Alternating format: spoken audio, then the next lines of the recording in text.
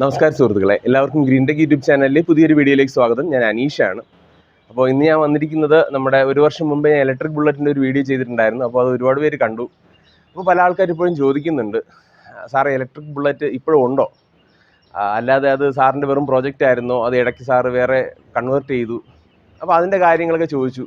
അപ്പോൾ ഇന്നത്തെ നമ്മുടെ വീഡിയോ എന്ന് പറഞ്ഞു കഴിഞ്ഞാൽ നേരത്തെ പോലെ തന്നെ electric bullet, petrol bullet, diesel bullet. അപ്പോൾ പണ്ട് നമ്മൾ ചെയ്തിരുന്ന വീഡിയോയിൽ അത് പല ആൾക്കാരുടെ വാഹനങ്ങളായിരുന്നു. ഇലക്ട്രിക് ബുള്ളറ്റ് എൻ്റെ സ്വന്തം വാഹനമായിരുന്നു, പെട്രോൾ ബുള്ളറ്റ് നമ്മുടെ റിജിൻ്റെ വണ്ടിയായിരുന്നു, അതുപോലെ ഡീസൽ ബുള്ളറ്റ് വിനോദേട്ടൻ്റെ വണ്ടിയായിരുന്നു. അപ്പോൾ ഈ കാണുന്ന 3 വാഹനങ്ങളും എൻ്റെ വണ്ടി തന്നെയാണ്. അപ്പോൾ ഇതിൻ്റെ തമ്മിലുള്ളൊരു കമ്പാരിസനാണ് നമ്മൾ ചെയ്യാൻ പോകുന്നത്. അതായത് ഇതിൻ്റെ സൗണ്ടിൻ്റെ ശബ്ദത്തിൻ്റെ ഒരു വ്യത്യാസം നമുക്ക് നോക്കാം. അതായത് ഇലക്ട്രിക് ബുള്ളറ്റ് റൺ ചെയ്യുമ്പോഴുള്ള ശബ്ദത്തിൻ്റെ വ്യത്യാസം, അതുപോലെ പെട്രോൾ ബുള്ളറ്റിൻ്റെ ശബ്ദം, ഡീസൽ ബുള്ളറ്റിൻ്റെ ശബ്ദം, അത് നമ്മൾ നോക്കും. അതുപോലെ തന്നെ പല റൈഡിങ് കണ്ടീഷൻസിൽ ഓരോ വണ്ടി എങ്ങനെയാണ് പെർഫോം ചെയ്യുന്നത്, ഉദാഹരണത്തിന് അതിൻ്റെ പവറുകൾ തമ്മിലുള്ള ഒരു കമ്പാരിസൺ, ഇലക്ട്രിക്കും പെട്രോളും ഡീസലിൻ്റെയും പവറിൻ്റെ ഒരു കമ്പാരിസൺ. അതുപോലെ തന്നെ നമുക്ക് സിറ്റി റൈഡിന് ഏത് വണ്ടിയാണ് കൂടുതൽ സ്യൂട്ടബിൾ ആവുന്നത്, അങ്ങനെയുള്ള കുറച്ച് കാര്യങ്ങളായിരിക്കും നമ്മൾ ഈ വീഡിയോയിൽ കാണാൻ പോകുന്നത്. അപ്പോൾ ഫസ്റ്റ് ഓഫ് ഓൾ നമുക്ക് ഇതിൻ്റെ ഓരോന്നിൻ്റെയും ശബ്ദം തന്നെ കേട്ട് നോക്കാം. ആദ്യം നമുക്ക് ഇലക്ട്രിക് ബുള്ളറ്റിൻ്റെ ശബ്ദം കേൾക്കാം. അപ്പോൾ നമ്മൾ ഓൺ ചെയ്തിട്ട് ആക്സിലേറ്റർ കൊടുക്കുമ്പോൾ ഇതാണ് നമ്മുടെ ഇലക്ട്രിക് ബുള്ളറ്റിൻ്റെ ശബ്ദം. അതായത് ഇപ്പോൾ രാവിലെയാണ്, വേറെ ശബ്ദങ്ങളൊന്നും ഇല്ലാത്തത് കൊണ്ട് നമുക്ക് ശബ്ദം കേൾക്കാൻ പറ്റുന്നുണ്ട്. അടുത്ത് നമുക്ക് പെട്രോൾ ബുള്ളറ്റിൻ്റെ ശബ്ദം നോക്കാം. ആദ്യത്തെ സ്റ്റാർട്ടിങ്ങിന് ചോക്ക് പിടിക്കണം, അല്ലെങ്കിൽ സ്റ്റാർട്ട് ആവത്തില്ല. നമ്മൾ മൈലേജ് ഒക്കെ ഇങ്ങനെ ഊട്ടി സെറ്റ് ചെയ്ത് വെച്ചിരിക്കുക.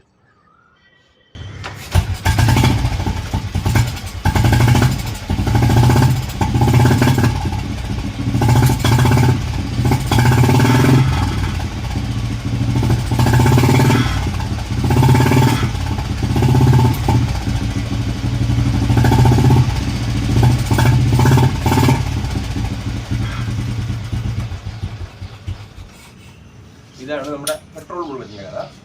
അടുത്ത് നമുക്ക് ഡീസൽ ബുള്ളറ്റ് സ്റ്റാർട്ട് ചെയ്ത് നോക്കാം.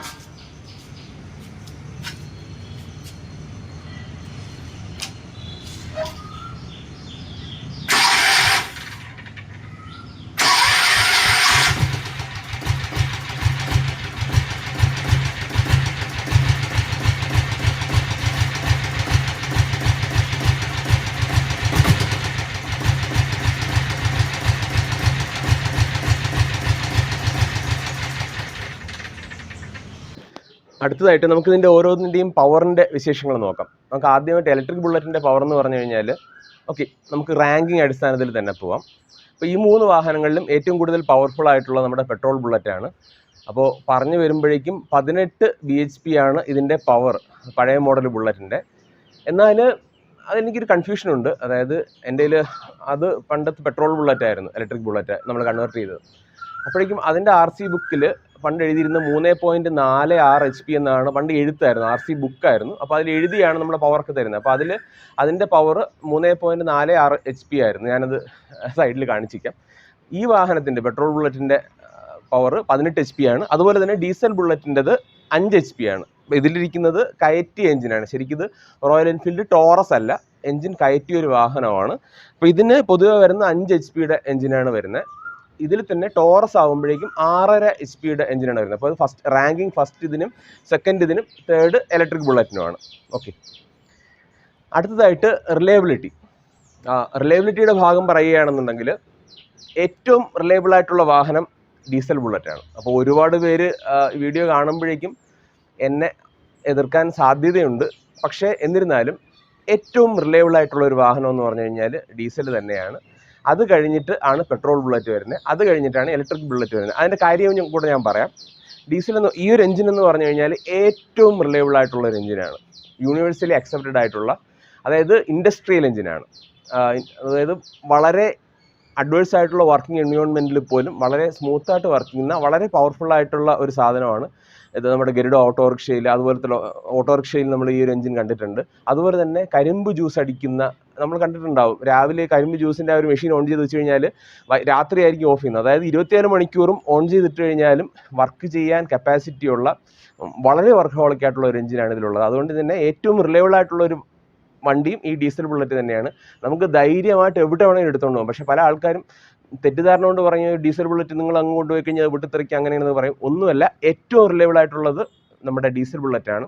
അടുത്തതായിട്ടുള്ളത് പെട്രോൾ ബുള്ളറ്റാണ്. പെട്രോൾ ബുള്ളറ്റിൻ്റെ റിലയബിലിറ്റി അല്പം ഇഷ്യൂ പറയുന്നത് അതിൻ്റെ പോയിന്റിലൊക്കെ വെള്ളം കയറി കഴിഞ്ഞാൽ സ്റ്റാർട്ടിങ് ട്രബിൾ ഉണ്ടാവാം. അങ്ങനെയൊക്കെ ഉള്ള ഒരു 1-2 പ്രശ്നങ്ങൾ മാത്രമേ ഉള്ളൂ. ഏകദേശം തുല്യമാണെന്ന് വേണമെങ്കിൽ പറയാം. പക്ഷേ ഇലക്ട്രിക് ബുള്ളറ്റ് അത്ര റിലയബിൾ അല്ല. ഇലക്ട്രിക് ബുള്ളറ്റിൽ ആകപ്പാടെ ഒരു മോട്ടറുണ്ട്, അതുപോലെ തന്നെ അതിൻ്റെ വയറിംഗ് ഉണ്ട്. ഇതിന് ആകപ്പാടെ റേഞ്ച് എന്ന് പറഞ്ഞാൽ 56 കിലോമീറ്ററാണ്. നമുക്കറിയാം, നമ്മുടെ റേഞ്ച് ടെസ്റ്റിംഗ് വീഡിയോ നിങ്ങൾ കണ്ടിട്ടുണ്ടാവും. അല്ലെങ്കിൽ ഞാൻ അതിൻ്റെ ഒരു ലിങ്ക് മുകളിൽ എവിടെയും കൊടുത്തിരിക്കാം. ഓക്കെ, അപ്പോൾ ഈ പറയുന്ന രീതിയിൽ നമുക്ക് ഓരോന്നും വിശ്വസിച്ചെടുത്തുകൊണ്ട് പോകാൻ പറ്റത്തില്ല. 56 കിലോമീറ്റർ റേഞ്ചേ ഉള്ളൂ. അതുപോലെ തന്നെ എപ്പോഴും ഒരു ബ്രേക്ക് ഡൗൺ ചാൻസ് ഉണ്ട്. ഈ ഒരു വാഹനം ഞാൻ ഉപയോഗിച്ച് തുടങ്ങിയതിന് ശേഷം ഒരു 6 മാസം കൊണ്ട് തന്നെ അതിൻ്റെ ബാറ്ററി, അതിൻ്റെ BMS പോയി. അതായത് ഇതിൻ്റെ ബാറ്ററി മാനേജ്മെൻറ്റ് സിസ്റ്റം എന്ന് പറയുന്നൊരു സാധനമുണ്ട്. അപ്പോൾ അത് ഡാമേജ് ആയിപ്പോയി. അപ്പോൾ അതുകൊണ്ട് ഏറ്റവും കുറച്ച് റിലയബിലിറ്റി ആയിട്ട് ഞാൻ കാണുന്ന സാധനം അതാണ്. അതുപോലെ തന്നെ നമ്മൾ ഹാൻഡ് മെയ്ഡായിട്ട് എടുത്ത സാധനമാണ്. അപ്പോൾ അതിൻ്റേതായ കുറച്ച് പ്രശ്നങ്ങളുമുണ്ട്. അടുത്തതായിട്ട് നമുക്ക് റൈഡ് കംഫർട്ട് പറയുമ്പോഴേക്കും ഏറ്റവും യാത്രാ സുഖമുള്ള വാഹനം ഇലക്ട്രിക് ബുള്ളറ്റാണ്. അതായത് നമുക്ക് ഉപയോഗിക്കുന്നതിനുള്ള സുഖം. ഇപ്പോൾ നമുക്ക് അത് റിവേഴ്സ് ഗിയർ ഉണ്ട്, വൈബ്രേഷൻ ഒട്ടുമില്ല, അതായത് 0 വൈബ്രേഷനാണ്. നമുക്ക് വളരെ ഇങ്ങനെ ഒഴുകി നടക്കുന്നത് പോലുള്ളൊരു യാത്രയാണ് അതിൽ നിന്ന് കിട്ടുന്നത്. അത് കഴിഞ്ഞിട്ട് റൈഡ് കംഫർട്ട് തീർച്ചയായിട്ടും പെട്രോൾ ബുള്ളറ്റാണ്. അത് കഴിഞ്ഞിട്ട് നമുക്ക് നമ്മുടെ ഡീസൽ ബുള്ളറ്റ് വരത്തുള്ളൂ. അപ്പോൾ ഇതിൻ്റെ എൻജിൻ്റെ പ്രവർത്തനങ്ങൾ മൂന്ന് രീതിയിലാണ്. അതായത് നമ്മുടെ ഇലക്ട്രിക് ബുള്ളറ്റ് ആണെന്നുണ്ടെങ്കിൽ ആകപ്പാട് അതിലുള്ളൊരു മോട്ടറാണ്, നേരത്തെ പറഞ്ഞൊരു മോട്ടറാണ്, ഇലക്ട്രിക് മോട്ടറാണ്, BLDC മോട്ടറാണ്, 750 വാട്ട്സിൻ്റെ ഒരു മോട്ടറാണ്. അപ്പോൾ ഇതിൻ്റെ കൂടുതൽ ഡീറ്റെയിൽസ് നമ്മുടെ പഴയ വീഡിയോയിൽ പറയുന്നുണ്ടായിരുന്നു. അപ്പം ആ ഒരു മോട്ടർ ഒട്ടും വൈബ്രേഷനോ ജെർക്കിങ്ങോ ഒന്നും ഇല്ലാതെയാണ് വർക്ക് ചെയ്യുന്നത്. ഇപ്പോൾ നമുക്കറിയാം, നമ്മുടെ വീട്ടിലെ ഫാനൊക്കെ വർക്ക് ചെയ്യുന്നത് എങ്ങനെയാണ്? വെറുതെ അങ്ങ് ഫാൻ ഇടുക, അത് കറങ്ങും. അതിന് വേറെ ജെർക്കിങ് കാര്യങ്ങളൊന്നുമില്ല, ഒരു അനക്കമില്ല, ഒരു സൈഡിൽ അവിടെ നിന്ന് കറങ്ങിക്കൊള്ളൂ. അതുപോലെ തന്നെയാണ് ഇതിൻ്റെ വർക്കിങ്, അത് അവിടെ നിന്ന് കറങ്ങിക്കൊള്ളൂ, വേറെ പ്രശ്നമൊന്നുമില്ല. ഒട്ടും വൈബ്രേഷൻ എന്ന് പറയുന്ന സാധനമേ ഇല്ല. നമുക്ക് സ്മൂത്തായിട്ട് പോകും. നമുക്ക് എത്ര ദൂരം പോയാലും ഒട്ടും ഒരു മടുപ്പ് ഫീൽ ചെയ്യത്തില്ല. വളരെ മടുപ്പ് ഫീൽ മീൻസ് നമുക്കൊരു റെസ്പോൺസ് കുറവാണ്. നമുക്ക് ഒഴുകി അങ്ങ് പോവാം, വേറെ പ്രത്യേകിച്ച് കാര്യമൊന്നുമില്ല. ഇലക്ട്രിക് വാഹനങ്ങൾ ഉപയോഗിക്കുന്നവർക്ക് അറിയായിരിക്കും, വളരെ ഒരു സ്മൂത്തായിട്ടുള്ള റൈഡാണ്. അതേസമയം പെട്രോൾ ബുള്ളറ്റ് എന്ന് പറഞ്ഞു കഴിഞ്ഞാൽ അത് സ്പാർക്ക് ഇഗ്നീഷൻ സിസ്റ്റമാണ്. അത് വർക്ക് ചെയ്യുന്നതെന്ന് വെച്ച് കഴിഞ്ഞാൽ പിസ്റ്റൺ, നമുക്കറിയാമല്ലോ, പിസ്റ്റൺ മേലോട്ടും താഴോട്ടും പോകും. അപ്പോൾ ഒരിക്കലും സ്പാർക്ക് പ്ലഗ് ഉണ്ടാവും. ആ സ്പാർക്ക് പ്ലഗിൽ നിന്ന് സ്പാർക്ക് കൊടുക്കും. അപ്പോഴേക്കും എയർ ഫ്യൂൽ മിക്സർ കത്തും, ഇത് താഴോട്ട് പോകും. പിന്നെ ആ ഒരു 4 സ്ട്രോക്ക് വർക്കിൽ ഇങ്ങനെ അങ്ങോട്ടും ഇങ്ങോട്ടും ആടിക്കളിക്കും, ഈ ഒരു വണ്ടി ഓടും. ആ ഒരു രീതിയിലാണ് നമ്മുടെ പെട്രോൾ ബുള്ളറ്റിൻ്റെ സിസ്റ്റം വർക്ക് ചെയ്യുന്നത്. അതേസമയം ഡീസൽ ബുള്ളറ്റ് ആണെന്നുണ്ടെങ്കിൽ അത് കംപ്രസ്ഡ് ഇഗ്നീഷൻ സിസ്റ്റമാണ്. അതിൽ കാർബറേറ്റർ വരത്തില്ല, ഇതിൽ കാർബറേറ്റർ ഉണ്ട്. ഇത് ഫ്യൂൽ ഇഞ്ചക്ഷനാണ്. ഫ്യൂൽ ഇഞ്ചക്ട് ചെയ്ത് ഇതിൻ്റെ ചേമ്പറിനകത്തോട്ട് വിടുന്നു. ആ സമയത്ത് പിസ്റ്റൺ മേലോട്ട് പോയിട്ട് കംപ്രസ്ഡ് ആയിട്ട് ഡീസൽ എക്സ്പ്ലോഡ് ചെയ്ത് കത്തുന്നു. അപ്പോൾ അങ്ങനെ ഒരു എക്സ്പ്ലോഷൻ കാരണം ഒരു ജെർക്കിങ് എപ്പോഴും ഈ ഒരു എഞ്ചിൻ ഉണ്ടാവും. അത് വളരെ മൈന്യൂട്ടായിട്ടാണെങ്കിൽ നമ്മൾ ഒരുപാട് അതിനെ സ്റ്റേ ഒക്കെ കൊടുത്തിട്ട് ആ വൈബ്രേഷൻ കുറയ്ക്കാൻ ശ്രമിക്കുന്നുണ്ടെങ്കിലും ചെറിയൊരു വൈബ്രേഷൻ എപ്പോഴും അതിനുണ്ടാവും. കാരണം ആ ഒരു എഞ്ചിൻ്റെ പ്രത്യേകത അതാണ്. അത് കാരണമാണ് നമ്മുടെ കംഫേർട്ടിൽ ഫസ്റ്റ്, സെക്കൻഡ്, തേർഡ് എന്നുള്ള രീതിയിൽ റൈഡ് കംഫേർട്ട് വരുന്നത്. അടുത്തതായിട്ട് നോക്കുന്നത് നമ്മുടെ ഒരു റൈഡ് ഫീൽ. എങ്ങനെയാണ് നമ്മുടെ ഈ ഒരു വാഹനം ഫീൽ ചെയ്യുന്നത്? നമ്മൾ ഓടിക്കുമ്പോഴേക്കും നമുക്ക് ആ ഒരു ഔട്ട്പുട്ട് കിട്ടുന്നത് എങ്ങനെയാണ്? നമുക്ക് കിട്ടുന്ന റെസ്പോൺസ് ഏതാണെന്ന് ചോദിച്ചു കഴിഞ്ഞാൽ പെട്രോൾ ബുള്ളറ്റ് തന്നെയാണ് അതിൻ്റെ രാജാവ്. അതിൽ ഒരു സംശയവുമില്ല. കാരണം നമുക്ക് പെട്രോൾ അടിച്ച് 100 രൂപയ്ക്ക് പെട്രോൾ അടിച്ച് പോയിട്ട് 36 കിലോമീറ്റർ ഇത് പോയി ചുമച്ച് തുമ്മി പോകുന്നു. അപ്പോൾ ആ ഒരു ഫീല് നമുക്ക് കിട്ടുന്നത് ഏറ്റവും കൂടുതൽ ഇവനിൽ നിന്നാണ്. അതായത് നമുക്ക് റൈഡിങ്ങിൻ്റെ ഒരു ഫീല്, 2 വ്യത്യാസമാണ്. നേരത്തെ ആ ഒരു കംഫർട്ടാണ് പറഞ്ഞത്. റൈഡ് ഫീൽ അത് ഈ പറയുന്ന ബുള്ളറ്റ് ഉപയോഗിച്ചെടുക്കാൻ അറിയത്തുള്ളൂ. ഈ പറയുന്ന രീതിയിൽ വികാരം, ആ ഒരു വികാരം ഏറ്റവും കൂടുതൽ ഇതിൽ തന്നെയാണ്. നമുക്ക് ആ ഓരോ ബീറ്റും ആസ്വദിച്ച് നമുക്ക് ഈ വാഹനം ഓടിക്കാൻ സാധിക്കും. അത് തന്നെയാണ് ഇതിൻ്റെ മെച്ചം. ഓക്കെ, അത് കഴിഞ്ഞിട്ട് ഏകദേശം തുല്യമായിട്ടുള്ള റൈഡ് ഫീലാണെന്ന് വേണമെങ്കിൽ പറയാം. ശരിക്കും ഇലക്ട്രിക് ബുള്ളറ്റിൽ നമുക്കൊരു റെസ്പോൺസ് കിട്ടില്ല. നമുക്കറിയാമല്ലോ, ഇലക്ട്രിക് മോട്ടറാണ്, ജസ്റ്റ് ആക്സിലേറ്റർ കൊടുക്കുന്നു, പോകുന്നു. അപ്പോഴേക്കും നമുക്ക് റൈഡ് ഫീലുണ്ട് എന്നല്ലാതെ അത്ര ഒരു ഫീലില്ല. പക്ഷെ കുറച്ചുകൂടെ ഒരു ഫീൽ കിട്ടുന്നത്, അതായത് സെക്കൻഡ് റാങ്ക് നമുക്ക് ഡീസൽ ബുള്ളറ്റിന് തന്നെ കൊടുക്കാം. കാരണം ആ ഒരു റൈഡ് ഫീൽ ഒരു 40 കിലോമീറ്റർ പെർ അവർ. ഓക്കെ, നമുക്ക് ഇതിൻ്റെ സ്പീഡ് കൂടെ എന്ന് പറയാം. ഈ ഒരു വാഹനം പെട്രോൾ ബുള്ളറ്റിന് നമുക്ക് ആവറേജ് വേണമെങ്കിൽ ഒരു 70 കിലോമീറ്റർ ആവറേജിൽ നമുക്ക് ഓടിക്കാൻ പറ്റും, അതായത് സ്പീഡ് കൂട്ടി ഓടിക്കാൻ പറ്റും. ഡീസൽ ബുള്ളറ്റ് ആണെന്നുണ്ടെങ്കിൽ അതിൻ്റെ ഒരു സ്വീറ്റ് സ്പോട്ട് നമുക്ക് എന്താ പറയുക, കോമൺ ആയിട്ട് ഓടിക്കാൻ പറ്റുന്ന ഒരു 45-50 കിലോമീറ്റർ സ്പീഡിലാണ്. നമുക്ക് ഒരു 40ഒക്കെയാണ് നല്ലത്, നമുക്കിങ്ങനെ ആടിപ്പാടി അങ്ങ് പോവാം. അതാണ് ഇതിൻ്റെ സ്പീഡ്. ഇലക്ട്രിക് ബുള്ളറ്റ് നമ്മുടെ മോട്ടറിൻ്റെ പവർ കപ്പാസിറ്റി കുറവായത് കാരണം ഇതിൻ്റെ സ്പീഡ് എന്ന് പറഞ്ഞൊരു 30-35 കിലോമീറ്റർ ആണ് ആവറേജ് സ്പീഡ് നമ്മളിങ്ങനെ പോകുന്നത്. ഓക്കെ, അപ്പോൾ നമ്മുടെ റൈഡ് ഫീലിൽ 1-ാമൻ, 2-ാമൻ, 3-ാമൻ അല്ലെങ്കിൽ 2-3 റാങ്ക് നമുക്ക് ഷെയർ ചെയ്ത് കൊടുക്കാം. പിന്നെ അടുത്ത് നമ്മുടെ ഉപയോഗം, നമ്മൾ ഈ ഒരു വാഹനം ഉപയോഗിക്കുമ്പോഴേക്കും അത് സിറ്റി യൂസിലും അല്ലാതെ നമ്മുടെ അർബൻ യൂസിലും എങ്ങനെയാണ് വ്യത്യാസപ്പെട്ടിരിക്കുന്നതെന്ന് നോക്കാം. സിറ്റി യൂസിന് ഏറ്റവും ബെറ്റർ എന്ന് പറയുന്ന സാധനം നമ്മുടെ ഇലക്ട്രിക് ബുള്ളറ്റ് തന്നെയാണ്, ഏറ്റവും പെർഫെക്റ്റ്. അതായത് നമുക്ക് ഇതിൽ റിവേഴ്സ് ഗിയർ ഉണ്ട്, പിന്നെ ഒട്ടും വൈബ്രേഷൻ ഇല്ല. അതുപോലെ തന്നെ നമ്മുടെ ട്രാഫിക്കിലൊക്കെ വരുമ്പോഴേക്കും ഈ ഒരു 2 വാഹനമാണെങ്കിൽ നമ്മൾ ഗിയർ ചേഞ്ച് ചെയ്യണം. ഞാൻ സിറ്റി ട്രാഫിക്കിൽ ഓടിക്കുമ്പോഴേക്കും ഇടയ്ക്കിടയ്ക്ക് ഗിയർ മാറ്റുക എന്ന് പറഞ്ഞു കഴിഞ്ഞാൽ ഒരു ബുദ്ധിമുട്ടുള്ള കാര്യം തന്നെയാണ്. പക്ഷേ ഇലക്ട്രിക് ബുള്ളറ്റ് അതിൻ്റെ ഒരു ആവശ്യമില്ല. അതായത് ട്രാഫിക്കിൽ നിൽക്കുന്ന സമയത്ത് ആക്സിലേറ്റർ വിടുന്ന സമയത്ത് എഞ്ചിൻ പൂർണ്ണമായിട്ടും ഓഫ് ആവും, അത് എഞ്ചിൻ്റെ കറക്കം നിൽക്കും. അപ്പോഴേക്കും നമുക്ക് ക്ലച്ച് പിടിക്കേണ്ട ആവശ്യമില്ല. വെറുതെ അടുത്ത് നമ്മൾ വണ്ടി ഓടിക്കാൻ നേരത്തിന് ആക്സിലേറ്റർ കൊടുക്കുക, പോവുക.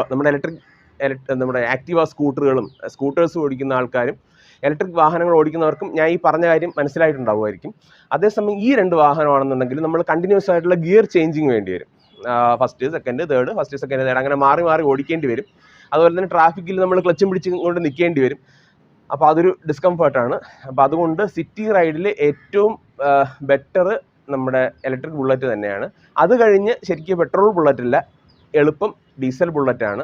പറയുന്നത് എന്ന് വെച്ച് കഴിഞ്ഞാൽ ഇതിന് സെൽഫ് സ്റ്റാർട്ടൊക്കെ ഫിറ്റ് ചെയ്തിട്ടുള്ളത് കാരണം നമുക്ക് എടുത്തുകൊണ്ട് പോകാൻ എളുപ്പമുണ്ട്. ഗിയർ പെട്ടെന്ന് സ്റ്റാർട്ട് ചെയ്ത് എടുത്തുകൊണ്ട് പോകാനുള്ള സൗകര്യമുണ്ട്. അതുപോലെ തന്നെ നമ്മുടെ സ്ലോ സ്പീഡൊക്കെ നമുക്ക് ഇതിനല്പം കൂട്ടി വെച്ചിരിക്കുകയാണ്. എന്തായാലും സിറ്റി ഓട്ടത്തിന് ഡീസൽ ബുള്ളറ്റ് തന്നെയാണ് കുറച്ചുകൂടി ഫീല് കിട്ടുന്നത്. അതേസമയം അർബൻ യൂസ് ആണെങ്കിൽ അർബൻ യൂസ് ആണെന്നുണ്ടെങ്കിൽ നമുക്ക് ഇലക്ട്രിക് ബുള്ളറ്റ് ഓക്കെയാണ്, പക്ഷേ ഡീസൽ ആയിരിക്കും കുറച്ചുകൂടെ ബെറ്റർ. ഫസ്റ്റ് പ്രയോറിറ്റി നമുക്ക് ഡീസലിന് കിട്ടുമായിരിക്കും. അപ്പോൾ ഇത്രയൊക്കെ ഉള്ളൂ നമ്മുടെ ഈ ഒരു വാഹനങ്ങളുടെ ഒരു കമ്പാരിസൺ. അപ്പോൾ അതുപോലെ തന്നെ ഇനി ഇലക്ട്രിക്കുമായിട്ട് ബന്ധപ്പെട്ട 1-2 പ്രോജക്റ്റുകൾ നമ്മൾ ചെയ്തു തുടങ്ങി, പക്ഷേ അത് ചെയ്ത് പൂർത്തീകരിക്കാൻ പറ്റിയില്ല. എന്ന് വെച്ച് കഴിഞ്ഞാൽ ഒരേ സമയത്ത് നമ്മൾ 2-3 പ്രോജക്റ്റ് എടുത്ത് വെച്ച് കഴിഞ്ഞാൽ മുട്ടിടിച്ച് നിൽക്കുന്ന പോലെയുള്ള ഒരു സിറ്റുവേഷനാണ്. അപ്പോൾ എന്തായാലും താമസിയാതെ നമ്മുടെ ചാനലിൽ മനോഹരമായ ഇലക്ട്രിക് ബൈക്കുകളുമായിട്ട് ചേർന്ന 2 വീഡിയോസ് നമ്മുടെ ചാനലിലൂടെ വരാൻ പോവുകയാണ്. ഒരു ഹൈബ്രിഡ് പ്രോജക്റ്റും ഒരു ഇലക്ട്രിക് പ്രോജക്റ്റും വരാൻ പോവുകയാണ്. അതൊരെണ്ണം സ്പോർട്സ് ബൈക്കാണ്. എന്തായാലും മനോഹരമായ മറ്റൊരു വീഡിയോയിൽ നമുക്ക് വീണ്ടും കാണാം. ബൈ.